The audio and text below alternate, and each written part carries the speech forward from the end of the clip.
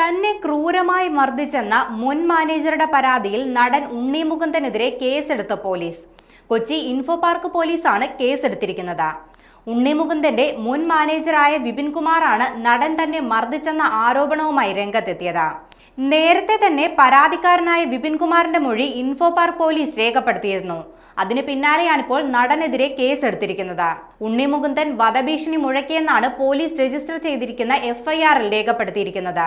കരണത്തടിക്കുകയും തടഞ്ഞുവെക്കുകയും അസഭ്യം പറയുകയും ചെയ്തുവെന്നും എഫ്ഐആറിൽ രേഖപ്പെടുത്തിയിട്ടുണ്ട്. ടൊവിനോ തോമസ് നായകനായി എത്തിയ നരിവേട്ട എന്ന സിനിമയെ പ്രശംസിച്ച് പോസ്റ്റ് ഇട്ടതാണ് നടനെ പ്രകോപിപ്പിച്ചത്.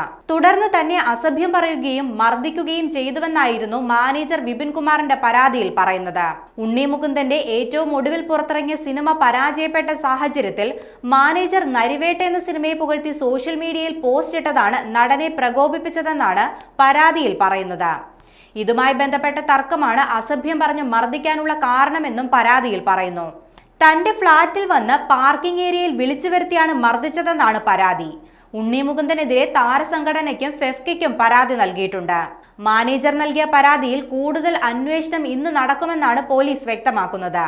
വിപിൻകുമാറിന്റെ പരാതിയുടെ അടിസ്ഥാനത്തിൽ സിനിമാ സംഘടനകളും അന്വേഷണം നടത്തും. താൻ കൂടി ഭാഗമായ സിനിമയാണ് നരിവേട്ടയെന്നും ഇതിനാലാണ് സിനിമയെ പുകഴ്ത്തിയതെന്നും മാനേജർ പറയുന്നുണ്ട്. കൂടുതൽ കാര്യങ്ങൾ പിന്നീട് പറയാമെന്നും വിപിൻ പറഞ്ഞു. തനിക്ക് ക്രൂരമായി മർദ്ദനമേൽക്കുകയും തന്റെ കണ്ണടയടക്കം തകർത്തെന്നും വിപിൻകുമാർ മാധ്യമങ്ങളോട് വ്യക്തമാക്കി.